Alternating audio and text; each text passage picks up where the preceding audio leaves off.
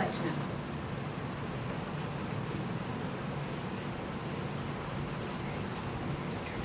ఒకటి నుంచి 7 వచనం. మత్తయి సువార్త 4వ అధ్యాయం 1 నుంచి 7 వచనం. అప్పుడు యేసు అపవాది చేత శోధింపబడుటకు ఆత్మ వలన అరణ్యమునకు కొనిపోబడెను.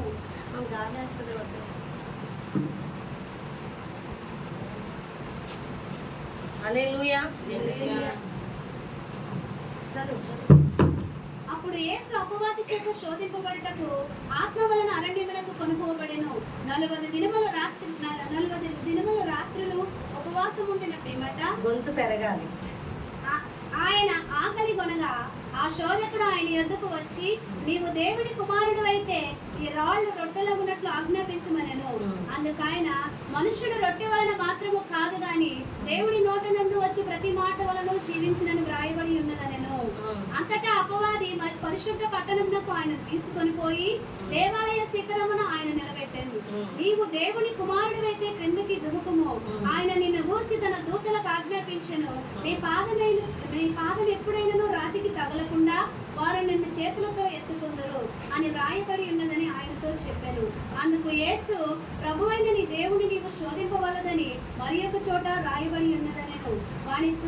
హల్లెలూయా. ప్రార్థన చేద్దాం. పరిశుద్ధ ప్రేమ కలిగిన తండ్రి, నీకు వందనాలు ప్రభా, స్తోత్రాలు తండ్రి. ఇక ఉదయకాల సమయంలో మీ పాద సన్నిధికి వచ్చి ఉన్నాం. ఈ దాసురాలు నన్ను మరుగుపరిచి నాతో మాతో మాట్లాడండి. ప్రతి అవిధేయత, నిద్రమత్తు, నిర్లక్ష్యపు స్పిరిట్ నేస్తున్నామని బంధిస్తున్నాం. ప్రతి హృదయాన్ని వెలిగింపబడినట్లుగా, నేత్రాలు తెరవబడినట్లుగా, నీతో అంటుకట్టబడినట్లుగా, నీలో ఫలించినట్లుగా నీ బలమైన ఆత్మ సంబంధమైన ఆహారాన్ని మాకు దయచేయండి ప్రభువా. అయ్యా, మీరు మాట్లాడితేనే మేము జీవిస్తామయ్యా. అయా, వాక్యం వినుచుండగా మా హృదయాలను పరిశుద్ధ ఆత్మతో నింపండి అయ్యా.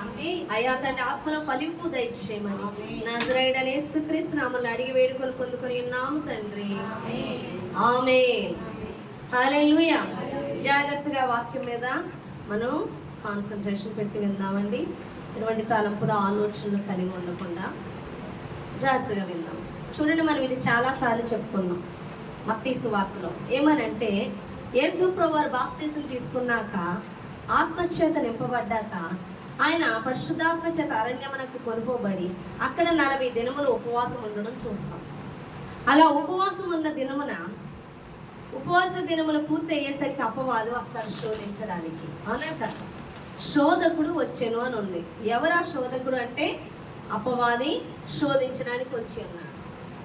ఏమని శోధిస్తున్నాడు అంటే, నీవు దేవుని కుమారుడు అయితే ఈ రాళ్లను రొట్టెగా మార్చు. ఏమైతే? దేవుని కుమారుడవైతే. చూడండి, యేసు ప్రభువారు అక్కడ చెప్పిన జవాబు ఏంటో తెలుసా? మనుష్యుడు రొట్టె వల్ల కాదు కానీ దేవుని నోట నుండి వచ్చి మాట వల్ల జీవిస్తాడు అని చెప్పాడు. అవునా కదా? కానీ శాతాన్ని ఏమని క్వశ్చన్ వేసిందంటే, నీవు దేవుని కుమారుడవైతే, నువ్వు దేవుని కుమారుడవైతే. ఇక్కడే జాగ్రత్తగా విన్నాం. మనకి స్టార్టింగ్ ఆదాము అవ్వని దేవుడు సృష్టించాడు. అవునా కదా? ఆదాము అవ్వని సృష్టించక ముందు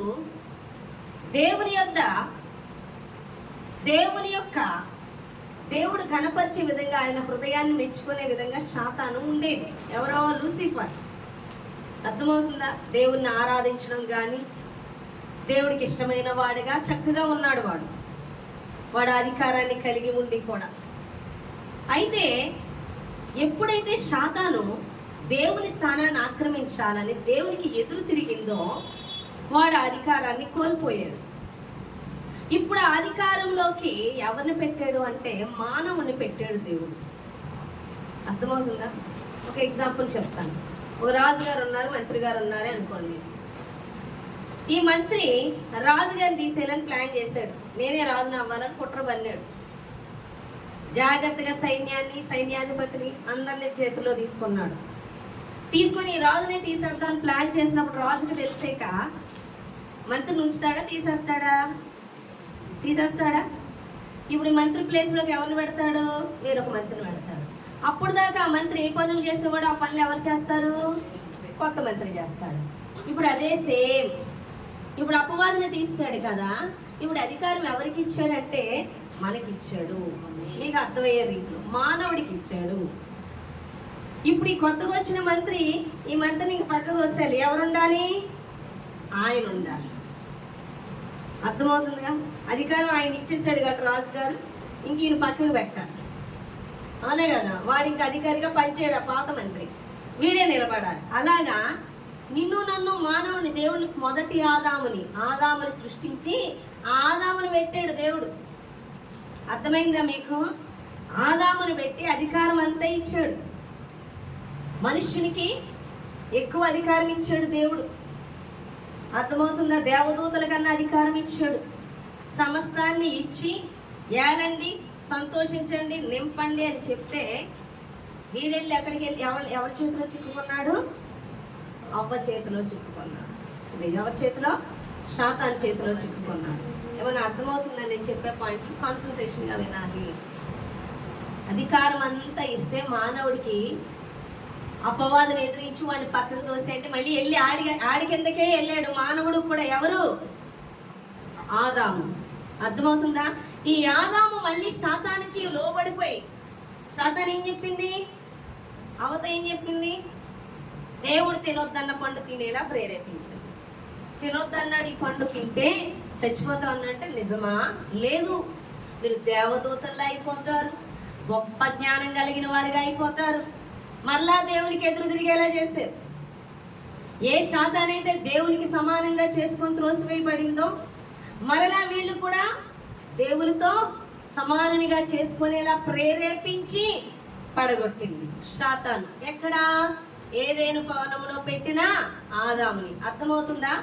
ఏదేను వనములో పెట్టిన ఆదాముని కూడా పడగొట్టడానికి శాతాను వచ్చింది.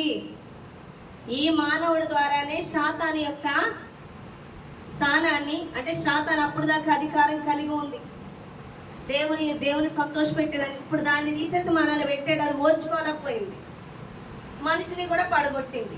ఇప్పుడు ఏం జరుగుతుంది? ఆ ఆదాము చేయలేని పని యేసు ప్రభువు చేయడానికి వచ్చారు. అందుకే ఆయన వాడు మొదటి ఆదాము అయ్యాడు, ఈయన కడపటి ఆదాము అయ్యాడు. హల్లెలూయా! అర్థమైందా మీకు? ఇప్పుడు కడపటి ఆదాము ఎవరు అంటే యేసు ప్రభువు. ఇప్పుడు ఆ మనుషుడు ఆదాము చేయలేని పని ఈయన చేయడానికి వచ్చాడు. కాబట్టి ఈయన ఎవడు? మానవుడికి ఇచ్చాడు అధికారం. కాబట్టి మనుష్య కుమారుడై లోకానికి, మనుష్య కుమారునిగా అంటే మానవుడిగానే దాన్ని జయించాలి.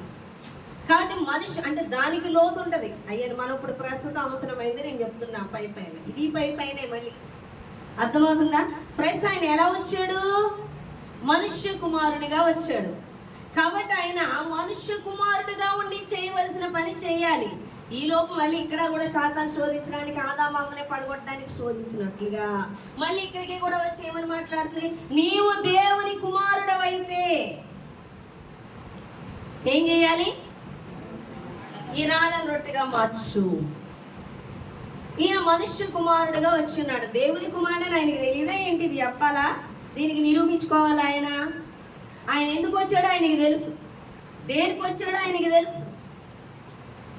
శాతాన్ని తీసుకున్న అధికారం మరలా ఆదాము ఓడిపోయాడు, తీసుకోలేకపోయాడు, బానిస అయిపోయాడు. ఇప్పుడు ఎవరు తీసుకోవడానికి వచ్చారు? ఆయన ఎందుకు వచ్చాడో, దేనికి వచ్చాడో, ఆయన్ని పంపింది ఎవరో, ఆయన ఎవరై ఉన్నారో అన్నీ ఎవరికి తెలుసు?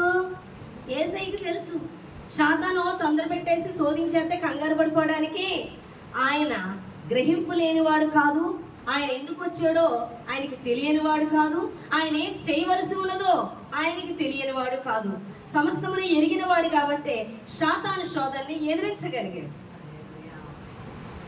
ఎందుకని? అని గ్రహింపు ఉంది. ఈరోజు ఆ గ్రహింపు లేకేగా మనం ప్రతి చిన్న విషయానికి బెదిరిపోతాం, అనే కదా, గోలెట్టేస్తాం, భయపడిపోతాం. అమ్మో ఏదో అయిపోతుంది. ఏమైపోతుంది? నీ గ్రహింపు లేక అయిపోతుంది. గ్రహింపు ఉండి ఏదే అయిపోదు. నీకున్న విజయం ఏంటో నీకు తెలుస్తుంది. హల్లెలూయా! అర్థమైందా? అందుకే అంటున్నాడు, నీవు దేవుని కుమారుడు అయితే అంటే ఆయనకి తెలుసు. కాబట్టి మనుషుడు రొట్టె వల్ల కాదు, దేవుని నోట నుండి వచ్చి మాట వల్ల జీవిస్తాడు. ఇంకా ఏమని చెప్తుంది? నీవు దేవదూతలు ఎత్తుపట్టుకుంటారంటున్నావుగా, దూకే అని అంటున్నాడు. నీ దేవుని నువ్వు శోధించవలదు. హల్లెలూయా! దేవుడు ఏం చేయాలనుకుంటున్నాడో దాన్ని చేయనివ్వాలి, కానీ నువ్వు నా కోసం ఇది చెయ్యి అది చెయ్యి, నువ్వు దేవుడివో కాదో చూస్తాను, నువ్వు నా పక్షాన్ని పనిచేస్తున్నావు లేదో చూస్తానని ట్రైల్ చేస్తావా నువ్వు. మరి శోధన అంటే అదే, అర్థమైందా? ఎక్కడ ఏది చేయాలో ఆ టైంకి అది చేస్తాడు. నువ్వు పరీక్షించడానికి టెస్టులు పెట్టడానికి లేవు ఆయన. జలముల్లో పడి దాటినప్పుడు నేను కాపాడుతానే అంటే నువ్వు కావాలని పడిపోతే దాటడానికి కాదు, నువ్వు ప్రమాదవశత్తు వస్తే దేవుడు కాపాడుతాడు. కావాలని పడిపోయి నువ్వు కాపాడుతావు లేదని టెస్ట్ చేస్తే కూర్చుపోతావు. అవునే కదా? ఏ సమయానికి ఏదో ఎర్ర సముద్రాన్ని అత్తమాన సముద్రాన్ని చీల్చుకుంటూ ఉన్నాడా? ఎప్పుడు అవసరమో అప్పుడు చీల్చాడు. అక్కడ అది అవసరం కాబట్టి ఓహో అక్కడ ఎర్ర సముద్రాన్ని చీల్చో, ఇప్పుడు ఈ యొక్క బంగాళాఖాతాన్ని కూడా చీల్చే, హిందూ మహాసముద్రాన్ని చీల్చుతారు ఏంటంటే పని పాట ఉండాలి మనకి. అవునా కదా? కొంతమంది అలాగేనంట నలుగురు యువతులు మన విశ్వాసాన్ని పరీక్షించుకోవాలి. దేవుడు జలముల్లో పడి దాటినప్పుడు కాపాడుతానని చెయ్య పట్టుకుని జలముల్లోకి వెళ్ళిపోయారు, జలముల్లో గుర్తుండిపోయారు. కాపాడుతాడే కాపాడాలి. పిచ్చిమల్లి చేస్తారు అలా. అలాంటి పిచ్చిమల్లే చెప్తుంది. ఇప్పుడు యేసుప్రభు వారు దూకేవలసిన పని ఏంటి? దూకి చెప్పడం చూడు సార్, దూకి నీ దేవుడు వచ్చి కాపాడుతా, దేవదూతలు వచ్చి కాపాడుతాయి అంట కదా. నీ దేవుడైన యెహోవాను నువ్వు శోధించకూడదు. అర్థమైందా మీకు? హల్లెలూయా అని సాతాను శోధనలో పడిపోకుండా తన తండ్రి ఏమై ఉన్నాడో, తాను ఎందుకు వచ్చాడో, తన తండ్రి తన పక్షాన్ని ఉన్నాడో లేదో ఎరిగిన వాడు కాబట్టి శోధనలో పడిపోలేదు. అర్థమైందా మీకు? ఎందుకంటే ఆయన వాక్యమును గ్రహించిన వాడై ఉన్నాడు. హల్లెలూయా. ఇక చూద్దాం ఆదికాండం 3వ అధ్యాయం. ఆదికాండం 3వ అధ్యాయం 12 నుంచి 19 వచనాలు. ఇక్కడ జాగ్రత్తగా వినాలి ప్రతి ఒక్కరు కూడా, అందరూ కూడా తీయండి. ఆదికాండం 3వ అధ్యాయం ప్రతి ఒక్కరు చూడాలి. 12వ వచనం నుంచి 19వ వచనం వరకు. అందుకు ఆదాము నాతో నుండుటకు నీవు నాకు ఇచ్చిన ఈ స్త్రీయే ఆ వృక్ష ఫలములు కొన్ని నాకు ఇయ్యగా నేను తింటినను. అప్పుడు దేవుడైన యెహోవా స్త్రీతో నీవు చేసినది ఏమిటని అడుగుగా, స్త్రీ సర్పము నన్ను మోసపుచ్చినందున తింటినను. అందుకు దేవుడైన యెహోవా సర్పముతో నీవు దీన్ని చేసినందున పశువులన్నిటిలోను భూజంతువులన్నిటిలోను నీవు శపింపబడిన దానివై నీ కడుపుతో ప్రాకుచు నీవు బ్రతుకు దినముల నీవు మన్ను తిందువు. చాలమ్మా. హల్లెలూయా. ఇక్కడ దాకా చెప్తాను. ఇవి ఎక్కడ ఈ మాటలు అంటే 3వ అధ్యాయం 1వ వచనం నుంచి చదువుకుంటే సాతాను యుక్తిగా పాములోకి దూరి ఏ విధంగా ఆదాము అవ్వ చేత దేవుడు తినొద్దన్న పండు తినిపించిందో పైన ఉంటుంది. ఆ తిన్న తర్వాత దేవుడు వచ్చి అడుగుతున్నాడు ఏమని? 9వ వచనం. దేవుడైన యెహోవా ఆదామును పిలిచి నీవు ఎక్కడ ఉన్నావనను. అందుకు అతడు నేను తోటలో నీ స్వరం వినినప్పుడు దిగంబరినిగా ఉంటినని భయపడి దాక్కొట్టినని. అందుకు ఆయన నీవు దిగంబరివని నీకు తెలిపిన వాడెవడు? నీవు తినకూడదని నేను నీకు ఆజ్ఞాపించిన వృక్ష ఫలములను తింటివా అని అడిగాను. అందుకు ఆదాము నాతో ఉండుటకు నీవు నాకు ఇచ్చిన ఈ స్త్రీయే ఆ వృక్ష ఫలములు కొన్ని నాకు ఇగా నేను తింటున్నాను. అప్పుడు దేవుడైన యెహోవా స్త్రీతో నీవు చేసినది ఏమిటని అడిగా, స్త్రీ సర్పము నన్ను మోసపుచ్చినందున తింటున్నాను. అందుకు దేవుడైన యెహోవా సర్పముతో నీవు దీన్ని చేసినందుకు పశువులన్నింటిలో భూజంతువులన్నింటిలో నీవు శపింపబడిన దానివై నీవు కడుపుతో ప్రాకుచు నీవు బ్రతుకు దినములన్నీ మన్ను తిందువు. అర్థమైందా? ఆదాము అవ్వ తినొద్దన్న పండు తినడం వల్ల దేవుడు వచ్చి అడిగి నేను తినొద్దన్న పండు మీరు తిన్నారా? తిన్నాం. ఎలాగా అంటే నువ్వు ఇచ్చేవే, ఆ స్త్రీ ఇచ్చింది, లేదా నేను పెద్ద బుద్ధిమంతుడని చెప్తున్నాడు. ఆవిడ చెప్పేసిందంటే ఈయన తినేసాడంట. అర్థమైందా? తినొద్దని చెప్పాడుగా నీకు, నువ్వన్నా పాటించచ్చు కదా ఆజ్ఞ. ఆవిడిచ్చింది నేను తినేసాడంట. ఈవిడేం చెప్తుంది? అది నా సర్పం చేసిందని చెప్తుంది. అంతేగాని నిజమే ప్రభువా నువ్వు వద్దన్నావు, నేను తప్పు చేసాను అని ఒప్పుకోవాలి. అలా ఒప్పుకోం మనం. నెపము ఇంకొకటి మీద నెట్టేస్తాం వాళ్ళదే అని. ఎవరికైనా తినొద్దని చెప్పాడా లేదా? తినొద్దన్న చెప్పిన మాట వాళ్ళు ప్రేరేపిస్తే నువ్వు ఎందుకు తినాలి? కొంతమంది అలాగే చెప్తారు, నేను చేయకూడదు అనుకున్నాను, నేను ఇలా ఉండాలనుకున్నాను, వాళ్ళు ఉండనివ్వట్లేదు, వాళ్ళు చేసేయమంటున్నారు. అంటే చేసినందుకు ఏం చెప్పాడు? ఆదాముని శపించాడు, అవ్వని శపించాడు, పావుని శపించాడు. ముగ్గురు పడ్డారు. అర్థమవుతుందా? పాము భూజంతువులన్నింటిలో కన్నా శపింపబడినదై అప్పుడు దాకా కాళ్ళు ఉండేవి, ఇప్పుడు అలా కాదు. పొట్టతో నేల మీద ప్రాకుచు నువ్వు మన్ను తింటావు. ఏం తింటదంట? మన్ను తింటావు అని శపించాడు. ఇక స్త్రీకి వచ్చి ఇంకా ఆ పావుని అంటున్నాడు చూడండి, ఆ శాతాన్ని. పావులు ఎవరున్నారు?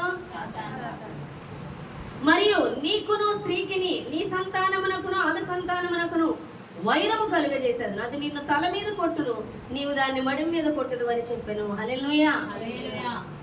ఇప్పుడు నీకును అంటే అపవాదికిని, స్త్రీ సంతానమునకు అంటే, స్త్రీ అంటే ఇక్కడ కన్యమరియ సంతానము. అర్థమవుతుందా?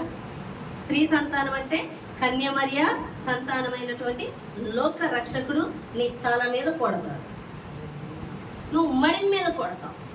దానికి రెఫరెన్స్లు చూపిస్తాను చూడండి. యెషయా 7:14 చూద్దాం. యెషయా 7వ అధ్యాయం 14వ వచనం. కాబట్టి ప్రభువు తానే యొక్క సూచన మీకు చూపును, ఆలకించుడి, కన్యక గర్భవతి అయి కుమారుని కని అతనికి ఇమానుయేలు అని పేరు పెట్టెను, కీడును విసర్జించుటకును నేను హల్లెలూయా. యెషయా 7వ అధ్యాయం 14వ వచనంలో ఏముంది? కాబట్టి ప్రభు తానే ఒక సూచన మీకు చూపును, ఆలకించుడి, కన్యక గర్భవతి కుమారుని కని అతనికి ఇమ్మానుయేలు అని పేరు పెట్టెను. కన్యక స్త్రీ కంట, అది స్త్రీ సంతానము అంటున్నాడు. అంటే ఇక్కడ స్త్రీ పురుషుల కలయిక వల్ల పుట్టిన కుమారుడు కాదు, స్త్రీకే పుట్టినవాడు. అలాగే ఈ లోకములో ఎవడున్నాడు? ఇప్పుడు వచ్చి ఎవడూ లేడు, ఒక్క యేసు ప్రభువారు తప్ప. హల్లెలూయా. అంటే నీకును స్త్రీ సంతానమునకు వైరము కలుగజేసేదను, స్త్రీ సంతానము నిన్ను నెత్తి మీద కొడుతుంది, నీ తల మీద, నువ్వు మడి మీద కొడతావు. దానికి చూడండి, పేతురు రాసిన మొదటి పత్రిక 2వ అధ్యాయం 24వ వచనం ఉంది. కొత్త నిబంధన, కొత్త వారికి చెప్తున్నా. పేతురు రాసిన మొదటి పత్రిక 2:24. మనము పాపముల విషయమై చనిపోయి నీతి విషయమై జీవించినట్లు ఆయన తానే తన శరీరమును మన పాపములను మ్రాను మీద మోసుకొనెను, ఆయన పొందిన గాయముల చేత మీరు స్వస్థత నొందితిరి. చాలా హల్లెలూయా. మనము పాపముల విషయమై చనిపోయి నీతి విషయమై జీవించినట్లు ఆయనే తన శరీరమందు మన పాపములను మ్రాను మీద మోసుకొను, ఆయన పొందిన గాయముల చేత. హల్లెలూయా. గాయపరచబడ్డాడు యేసు ప్రభువారు. అదే మడి మీద కొట్టడం అంటే అపవాది ఆయన గాయాలు పాలవునట్లుగా చేసి ఉన్నదండి. హల్లెలూయా. అర్థమవుతుందా మీకు? అంటే స్త్రీ గర్భాన్ని జన్మించినటువంటి యేసు ప్రభువారు శాతాను తల చితక్కొట్టి ఉన్నారు. అక్కడ దాకా అర్థమైందిగా. నెక్స్ట్ ఇంకా ఆదికాండం 15వ వచనం తర్వాత 16 చూద్దాం. ఆయన స్త్రీతో నీవు ఆదికాండం 3:16 మళ్ళీ చదువుతున్నా చూడండి. ఆయన స్త్రీతో నీవు ప్రయాసమును నీ గర్భవేదనను నేను మిక్కిలి హెచ్చించెదను, వేదనతో పిల్లలను కందు, నీ భర్త ఎడల నీకు వాంఛ కలుగును, అతడు నిన్ను ఏలునని చెప్పెను.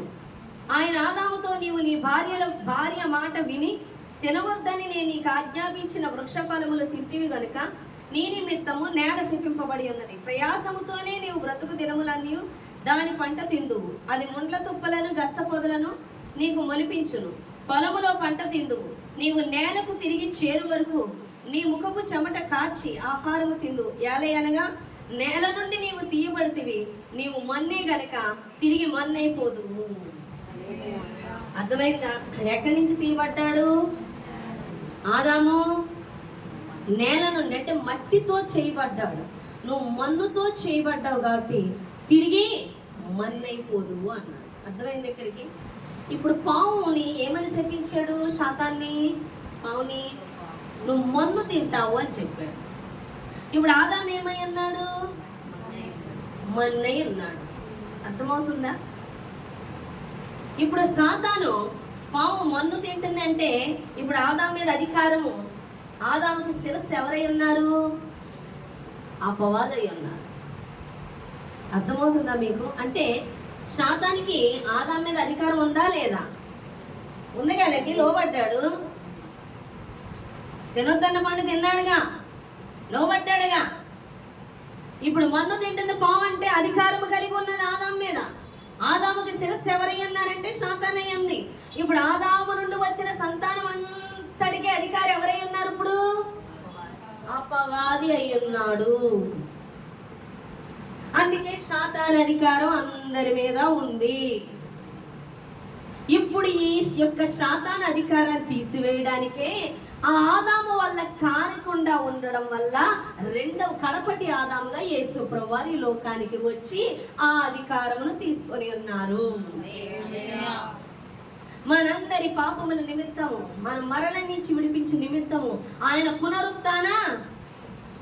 పునరుత్థానుడయ్యాడు. మరణాన్ని జయించిన వాడుగా ఆయన వచ్చాడు, జయించాడు. అవునా కదా? అధికారం అంతా అపవాది నుంచి తీసుకున్నాడు. హల్లెలూయా, హల్లెలూయా. అర్థమైందా? ఇప్పుడు దేవుణ్ణి నమ్ముకుంటున్నా నువ్వు ఇవన్నీ ఎరిగి రావు. నీ సమస్య కొద్ది రావచ్చు, నీ బాధలు కొద్ది రావచ్చు, నీ ఇబ్బందులు కొద్ది రావచ్చు. వచ్చిన వారు దేవుని ప్రేమించేవారుగా కూడా మారుతారు. కొద్దిమంది వాక్యం వింటూ ఉండగా ఆయన ప్రేమించడం మొదలు పెడతారు. అర్థమవుతుందా మీకు? కొంతమంది అయితే ప్రేమించరు, ఇంకా ఆశీర్వాదాలు వాళ్ళ జీవితం అంతా ఇవ్వు ఇవ్వు ఇవ్వు ఇవ్వు ఇవ్వు అనే జలం ఉంది అనే కదా. ఇంకెవడమే పని, నువ్వు ఇస్తూ ఉండి మేము తీసుకుంటూ ఉంటాం, ఇంతే పని. కొంతమంది అలా కాదు. ఆయన త్యాగాన్ని, ఆయన ప్రేమను, ఆయన చేసిన దాన్ని గ్రహించి ఆయన ప్రేమించడం మొదలు పెడతారు. రక్షణ విలువ తెలుసుకుంటారు, గ్రహింపు వస్తుంది. ఆయన ప్రేమించడం ఎప్పుడైతే మొదలు పెడతారో వాక్యం గ్రహించడం మొదలవుతుంది. ఎప్పుడైతే గ్రహిస్తారో రక్షణ తీసుకుంటారు. ఈ రక్షణ అర్థం ఏంటంటే, నువ్వు రక్షణ తీసుకున్నప్పుడు ఏం చేయబడతావో, నీటిలో మనల్ని ఏం చేస్తారు? వెళ్ళకిలా ముంచుతారు, ముంచి మళ్ళీ పైకి లేపుతారు. అంటే అర్థం ఏంటో తెలుసా? నువ్వు బాప్తీసం తీసుకోకముందు ఎవరి వ్యక్తివి? ఆదాము వ్యక్తివి. నువ్వు మట్టి సంబంధమైన వ్యక్తివి, నువ్వు సాతాను అధికారం కలిగిన వ్యక్తివి. నువ్వు ఎప్పుడైతే బాప్తీసం తీసుకుంటావో నిన్ను ముంచినప్పుడు నువ్వేమైపోయి తెలుసా? మరణించావు. ఆదాము యొక్క స్వభావము, ఆదాముకి కలిగి ఉన్న సాతాను అధికారము నశించిపోయింది. చచ్చిపోయావు. నువ్వు చచ్చిపోయిన వాడి మీద ఇంకా అధికారం ఏం చేస్తుంది? అటు ఆదాము స్వభావం చచ్చిపోయింది. ఇప్పుడు క్రీస్తులో బ్రతికేవు. ఇప్పుడు నువ్వు ఎందులో ఉన్నావు తెలుసా? క్రీస్తులో ఉన్నావు. హల్లెలూయా. ఇప్పుడు ఎందులో ఉన్నావు? క్రీస్తులో ఉన్నావు. నువ్వు రక్షణ తీసుకున్న మొదలు కంచి నువ్వు క్రీస్తులో ఉన్నావు, ఆదాములో లేవు. ఎందులో ఉన్నావు? క్రీస్తులో ఉన్నావు. క్రీస్తు నీ యందు ఉన్నాడు, క్రీస్తు నీ యందు ఉన్నాడు, నువ్వు క్రీస్తులో ఉన్నావు. అందుకేగా యోహాను సువార్త 15వ అధ్యాయంలో మీరు నా యందు నేను మీ యందు అన్నాడా లేదా? మీరు నా యందు నేను మీ యందు. క్రీస్తులో మనమున్నాం, మనలో క్రీస్తు జీవం ఉంది. హల్లెలూయా. అర్థమైందా? ఇప్పుడు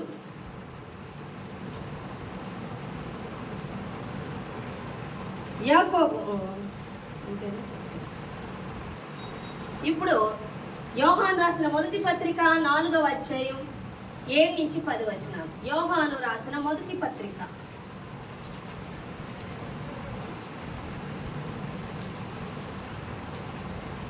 4వ అధ్యాయం 1 నుంచి 7 వచనాలు. సువార్తల్లో యోహాను కాదు, చివరికి వెళ్ళిపోవాలి. యోహాను రాసిన మొదటి పత్రిక 1 యోహాను అని ఉంటది. కొత్త వాళ్ళు చూసుకోండి, పేజీ నెంబర్ 223.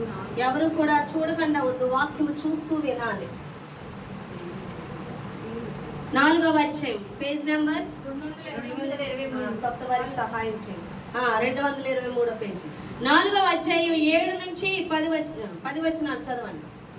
ప్రియులారా, మనము ఒకరినొకరు ప్రేమింతుము. ఏలయనగా ప్రేమ దేవుని మూలముగా కలుగుచున్నది. మనం ఒకరినొకరు ప్రేమ కలుగుతాము. ఏలయనగా ప్రేమ ఎక్కడి నుంచి కలుగుతుంది? ప్రేమ ఎక్కడి నుంచి కలుగుతుంది? దేవుని మూలముగా. ప్రేమించు ప్రతివాడును దేవుని మూలముగా పుట్టినవాడే దేవుని ఎరుగును. ప్రేమ కలిగి ఉన్నవాడు ప్రతివాడు కూడా దేవుని మూలముగా పుట్టినవాడే దేవుణ్ణి ఎరుగుతాడు. ఇంకా దేవుడు ప్రేమ, అసలు దేవుడు ఏంటంట? ప్రేమ స్వరూపి. ప్రేమ లేని ఆ, దేవుని ఎరుగుడు. ప్రేమ లేనివాడు చాలమ్మా. హల్లెలూయా. దేవుడు ఏమై ఉన్నాడు? ప్రేమ స్వరూపే అన్నాడు. ప్రేమ లేనివాడు దేవుణ్ణి ఎరగడు. మనం ప్రేమిస్తున్నాము అంటే నిజంగా ప్రేమ దేవుని మూలంగా వచ్చింది అన్నాడు. అంటే అర్థం ఏంటి? నువ్వు ఎప్పుడైతే క్రీస్తులో ఉన్నావో ఇక నువ్వు చచ్చిపోయేది ఆదాము స్వభావం. ఆదాములోంచి వచ్చావు. ఆదాము స్వభావం శాతానికి లోబడ్డావు. తాను చేసిన పాపం అంతా నీ మీద రాజ్యమేలింది. ఇప్పుడు ఆ మట్టి స్వభావాన్ని, ఆ ఆదాము స్వభావాన్ని విడిచిపెట్టి ఇప్పుడు క్రీస్తు స్వభావంలోకి నువ్వు వచ్చేవన్నమాట. ఎందులోకి వచ్చావు? క్రీస్తు స్వభావంలోకి వచ్చావన్నమాట. ఇప్పుడు దేవుడు ఆయన స్వభావాన్ని నీకు కలుగజేస్తూ ఉంటాడు. ఇప్పుడు ఆయన ప్రేమ నువ్వు కలిగి ఉంటావు. ఎవరి ప్రేమ? ఆయన ప్రేమ కలిగి ఉంటావు. ఆయన సాత్వికం కలిగి ఉంటావు.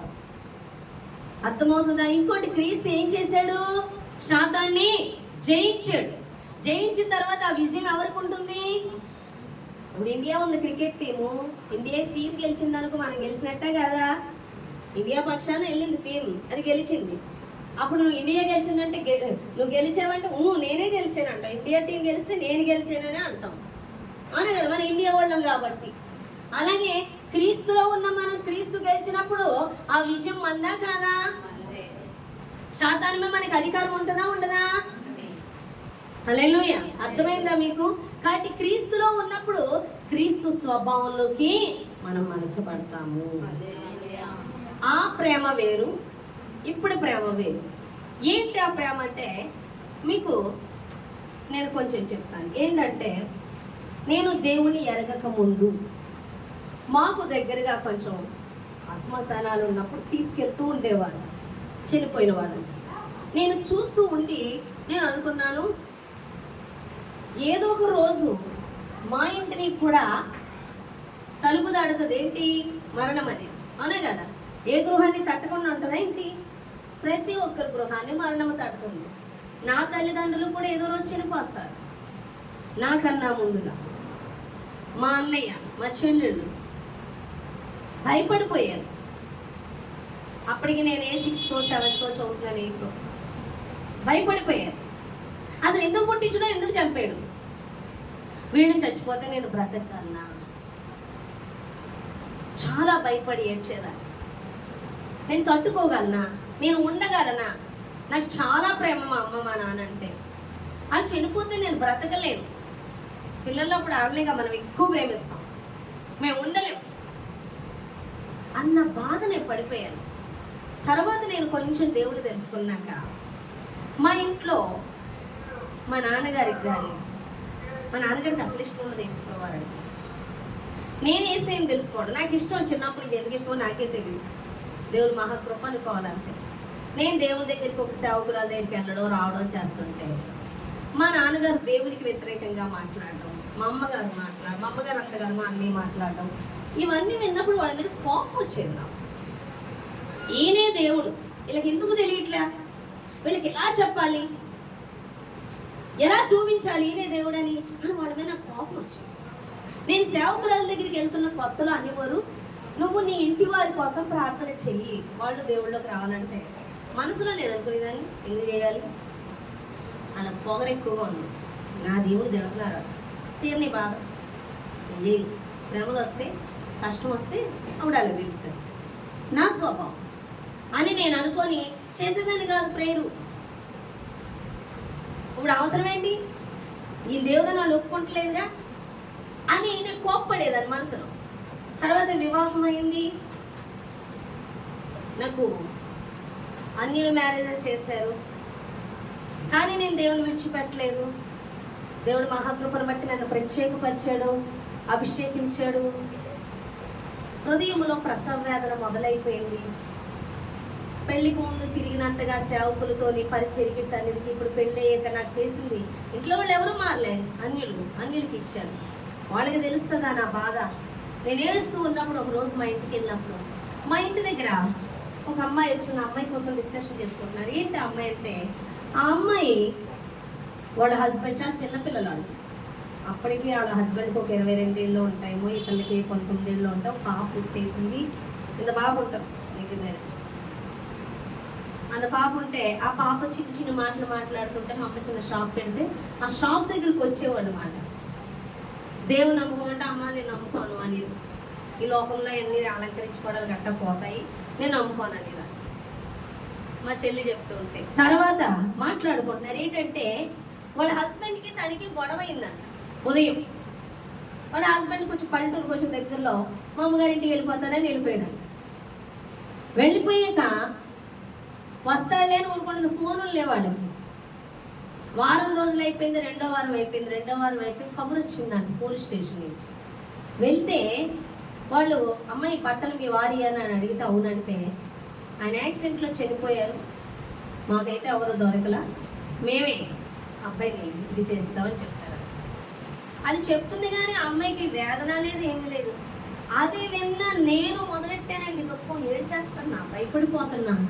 ప్రభు మనిషి ఉన్నాడో లేదో కూడా తెలియకుండా ఈ అమ్మాయి 2 వీక్స్ ఉంది. ఆ రోజే అబ్బాయి బయలుదేరిపోయాడు 3ంటికి. ఆటోలో వస్తుంటే ఆటో తిరగబడిపోయేది, యాక్సిడెంట్ అయి చనిపోయాడు. తెలియదు ఈ అమ్మాయికి, కానీ అంత ఈజీగా చనిపోయాడు. చిన్న పిల్ల, వాళ్ళ ఫ్యామిలీ ఏంటి, అసలు దేవుడు ఎందుకు ఇలా చేశాడు ఏంటి అసలు అని వేదన పడి ఏడ్చేస్తూ ఉండి దుఃఖపడిపోతున్నాను. అప్పుడు ఆత్మీయ తల్లి దగ్గరికి వెళ్తే నువ్వు పరిశుద్ధాత్మను పొందుకో, దేవుని ఆత్మ నీకు సమీపంగా ఉందని చెప్పినప్పుడు ఆ రోజు పరిశుద్ధాత్మ కూడిక జరిగింది. అక్కడికి వెళ్ళాక నేను ఆత్మను పొందుకున్నాను. ఎప్పుడైతే ఆత్మను పొందుకున్నానో, ఎప్పుడైతే దేవుని వాక్యములు ఎదగడం మొదలు పెట్టానో, ఇప్పుడు నా ప్రేమ పోయింది, క్రీస్తు ప్రేమ మొదలయ్యింది. హల్లెలూయా. ఇప్పుడు ఏమని ప్రార్థన చేస్తున్నానో తెలుసా? నా తల్లిదండ్రులు నీ రాజ్యంలో ఉండాలి. ఇక్కడ ఎలా జీవించారన్నది ముఖ్యం కాదు. ఇక్కడ ఎలా జీవించినా ఒకడు 10 సంవత్సరాలకే చచ్చిపోతాడు, ఒకడు 20 సంవత్సరాలకే చచ్చిపోతాడు, ఒక 50 సంవత్సరాలు, ఫుల్ గ్యారంటీ లేదు. కానీ గ్యారంటీ అనే జీవితం పరములో ఉంది, పరలోకములో ఉంది. నువ్వు జీవించవలసింది పరలోకమా నరకమా అనేది ఇక్కడే తేల్చబడుతుంది. నువ్వు ఆదాము కింద స్వభావంలో ఉంటే నువ్వు నరకానికి వెళ్తావు. నువ్వు కడపటి ఆదామైన క్రీస్తులోకి వస్తే నువ్వు పరలోక రాజ్యం వెళ్తావు.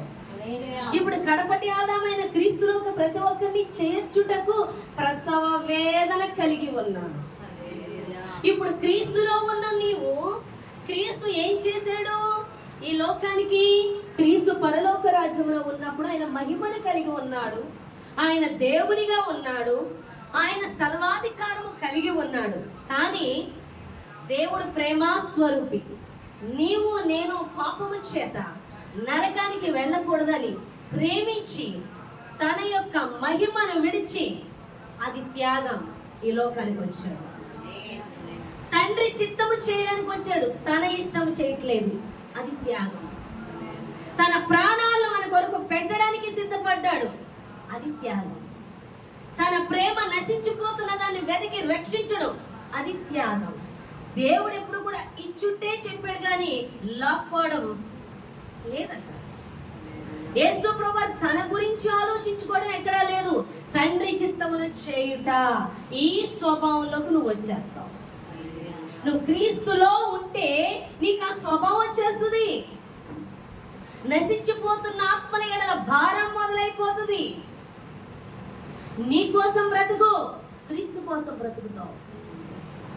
నా సంగతి ఏంటని ఆలోచించు. దేవుని చిత్తం ఏంటి, అది ఎలా నెరవేర్చాలి అన్న త్యాగపూరితమైన స్వభావాన్ని కలిగి ఉంటావు. ఇంకోటి, యేసు ప్రభువు పరిశుద్ధుడు, నీవు పరిశుద్ధుడు పెట్టావు. యేసు ప్రభువు సమర్పణ కలిగిన జీవితం, నీవు సమర్పణ కలిగి ఉంటావు. యేసు ప్రభువు లోకానికి ప్రత్యేకమై ఉన్నారు. యేసులో నువ్వు ఉంటే నువ్వు కూడా లోకానికి ప్రత్యేకమై జీవిస్తావు.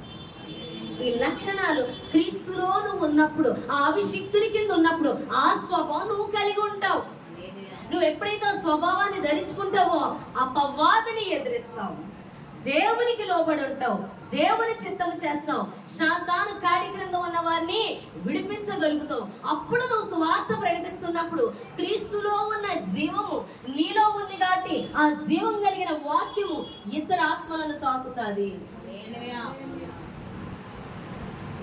వారు నిత్యరాజ్యానికి వారసత్వం అవడానికి సిద్ధపాటు కలిగిన వారిగా మార్చబడతారు. యేసు ప్రభువు పని జాబ్లకి ఏమైనా వెళ్ళారండి? ఆయన జాబ్లు అయినా చేసుకోవడానికైనా వెతుక్కున్నారా?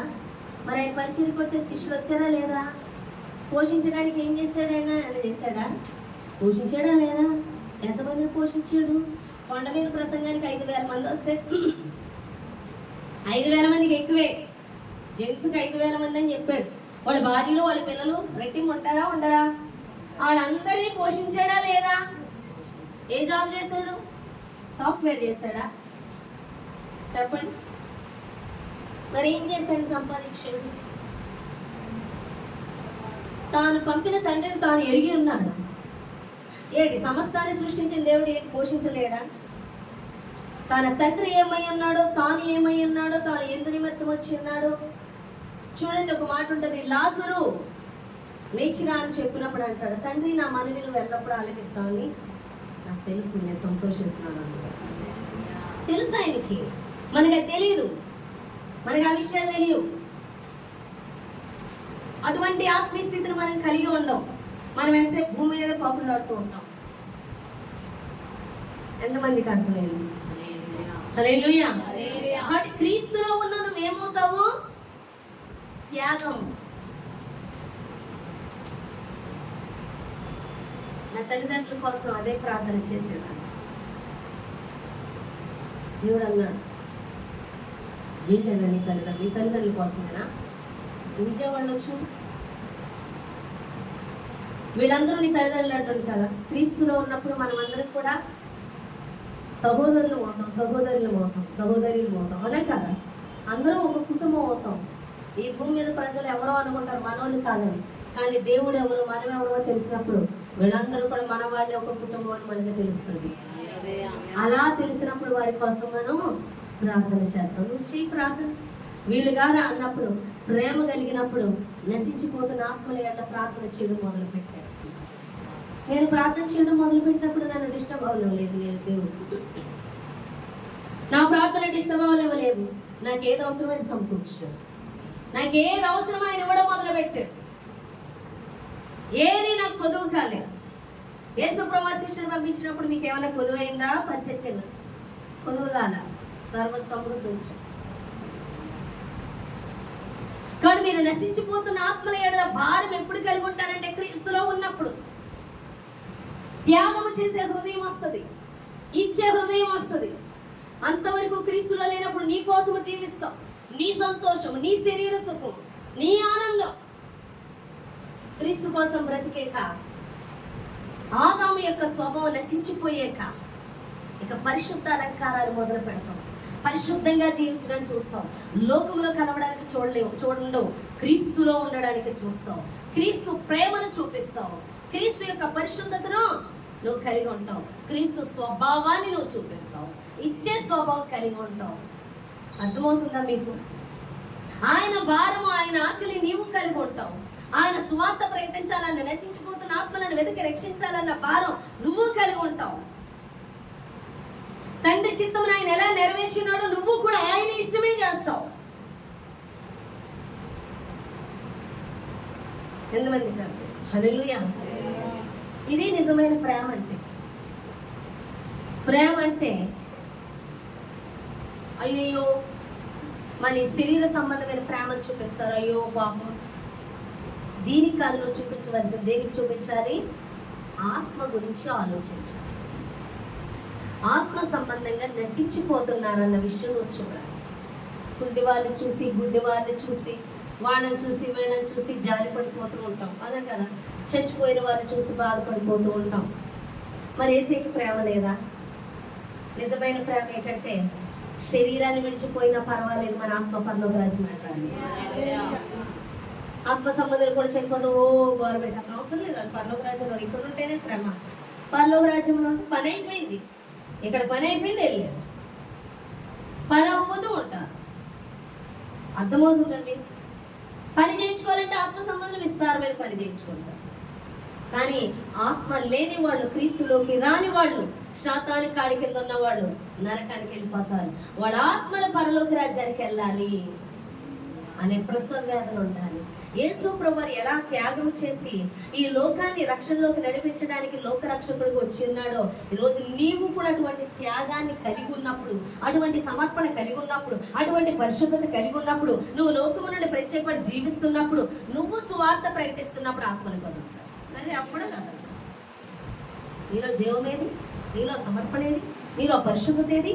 నువ్వు మళ్ళీ వెళ్ళి సాతాను కాడి కింద నువ్వు వెళ్తే దాన్ని ఎదిరించగలుగుతావు? అర్థమవుతుందా మీకు? చూడండి, ఆ మాట ఉంది, ఒక మాట యాకోబు 4:7. యాకోబు 4:7. కాబట్టి 4వ అధ్యాయం 7వ వచనం. యాకోబు రాసిన పత్రిక దాని తర్వాతే ఉంటుంది. ముందు 212 అండి. కాబట్టి దేవునికి లోబడి ఉండుడి, అపవాదిని ఎదిరించుడి, అప్పుడు వాడు మీ యొద్ద నుండి పారిపో. హల్లెలూయా. క్రీస్తు అనే కాడి కింద నువ్వు ఉన్నప్పుడు లోబడి ఉండడి, అపవాదిని ఎదురించుడు, అప్పుడు వాడు మీ యొద్ద నుంచి పారిపోతాడు.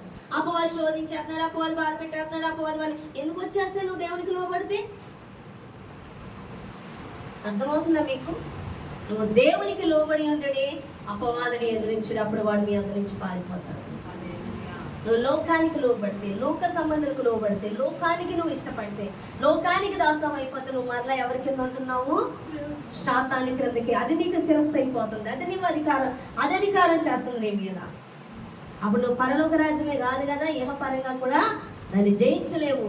దాని యొక్క శ్రమల కిందే నువ్వు ఉంటావు, తీర్పులోనే నువ్వు ఉంటావు. యేసు ప్రభువు శపించారు, తీర్పిచ్చారు, ఆ తీర్పులోనే ఉంటావు. కానీ నువ్వు యేసులోకి వస్తే ఆ తీర్పు కొట్టివేయబడింది. యేసు ప్రభువారి మీదకి వేయబడింది ఆ శాపం అంతా. ఆయన భరించి దాన్ని జయించి తిరిగి లేచాడు కాబట్టి ఇక ఆ శాపం అనే కాడి మీ మీద ఉండదు. అప్పుడు అపవాది అధికారం మీ మీద ఉండదు. కాబట్టి మీరు దేవునికి లోబడి ఉండాలని దేవుడు చెప్తున్నాడు. హల్లెలూయా. కొంతమంది అనుకుంటారు పరిశుద్ధంగా జీవించారు, అప్పు దేవుడి కోసం. నీకే నష్టం, మాకు కాదు. హల్లెలూయా. నువ్వెంత సమర్పణ కలిగి, ఎంత దేవునికి లోబడి, ఎంత లోకం నుండి ప్రత్యేకపరచబడి, ఎంత పరిశుద్ధంగా, అంటే దేవుడు మాట్లాడుతూ ఉంటాడు, ప్రతిదీ మాట్లాడతాడు. కొంతమంది అంటారు మాకు తెలియదు. ఎందుకు తెలియదు? పరశురాత్మ కొంతమంది ఎవ్రీథింగ్ బోధిస్తాడు. ఎవ్రీథింగ్, ఏది చెయ్యాలో, ఏది చేయకూడదు, ఏది కరెక్ట్ కాదో మాట్లాడుతూ తీసుకెళ్తాడు. వివరణ కూడా ఇస్తాడు. అది ఎందుకు చేయకూడదంటే కూడా వివరణ చెప్తాడు. నువ్వు అది చేయడం వల్ల శాతాని కాడి కిందకి వెళ్ళకుండా దేవునికి లోబడే విధంగా నిన్ను సరి చేసుకుంటూ మాట్లాడుతూ నడిపిస్తాడు ఆయన. హల్లెలూయా. ఎప్పుడైతే నువ్వు బాప్తీసం తీసుకున్న పరిశుద్ధాత్మని నువ్వు ఆహ్వానించున్నావు, పరిశుద్ధాత్మ దేవుడు ఎప్పటికీ నీకు బోధిస్తాడని దేవుడు మాట్లాడు. లేదు, నువ్వు ఆదాములో ఉంటే శాతాను మందు తిన్నట్లుగా నీ మీద అధికారం కలిగి ఉంటుంది. నీ జీవితాన్ని నాశనమే చేస్తుంది. అది నువ్వు మహిమ శరీరం కలిగిన వ్యక్తిగా మార్చబడాలంటే మన్ను స్వభావాన్ని కలిగినటువంటి ఆదాము స్వభావాన్ని నువ్వు పెట్టాలంటే నువ్వు క్రీస్తులోకి రావాలి. కడపటి ఆదాములో నువ్వు ఉండాలి. అప్పుడే నువ్వు సమస్తాన్ని జయించిన వ్యక్తిగా నువ్వు ఉంటావు అని దేవుడు మాట్లాడుతున్నాడు. అప్పుడే క్రీస్తు స్వభావం నువ్వు ధరించుకుంటావు, క్రీస్తు ప్రేమను కలిగి ఉంటావు, క్రీస్తు త్యాగాన్ని కలిగి ఉంటావు, ఆయన పరిశుద్ధత కలిగి ఉంటావు. నిన్ను చూసిన వారు చిన్న క్రీస్తు అంటారంట. అందుకే అంటున్నాడుగా పౌలు ఏమని, ప్రియుడా నా చిన్న పిల్లలారా మీలో క్రీస్తు స్వభావం కలిగేంత వరకు నాలో ప్రసవ్యాధులు కలుగుతున్నాను. మళ్ళీ మనం ఏ స్వభావం ధరించుకోవాలని ప్రసవ్యాధన పడుతున్నాడంట పౌలు, ప్రార్థన చేస్తున్నాడు. క్రీస్తు స్వభావం నువ్వు చూడాలంటే నీ ప్రేమ చూస్తే అది క్రీస్తు ప్రేమ అని తెలియాలి. నీ త్యాగము క్రీస్తు కనపడాలి, నీ పరిశుద్ధత క్రీస్తు కనపడాలి, నీ ప్రార్థనా జీవితం, నీ వ్యక్తిగత జీవితం క్రీస్తు కనపడాలి, నీ సాక్ష్యాన్ని కాపాడదు, నీ సాక్ష్య జీవితంలో క్రీస్తు కనపడాలని దేవుడు మాట్లాడుతున్నాడు. అర్థమవుతుందా? హల్లెలూయా. అప్పుడే జీవితంలో నీకు వచ్చే సమస్యల కోసం, ప్రతి సమస్య కోసం నువ్వు భయపడద్దు. శాశ్వతమైన పరిష్కారం దేవుడు కలుగు చేసి ఉన్నాడు. ఆ కాడి కిందకు వస్తే దాన్ని ఈజీగా జయిస్తావని దేవుడు మాట్లాడుతున్నాడు. ఎందుకంటే ఎప్పుడో దేవుడు జయించి ఉన్నాడు. నువ్వు నమ్మిక ఇచ్చి ఆయనలో ఉన్నప్పుడు సమస్త మాట మీద విజయం పొందుకుంటావని దేవుడు మాట్లాడుతాడు. చిన్న మాటలో దేవుడు దీవించి ఆశీర్వదించిన గాక. ఆమేన్. ప్రార్థన చేద్దామండి. ద్రాక్ష గారు ప్రేక్ష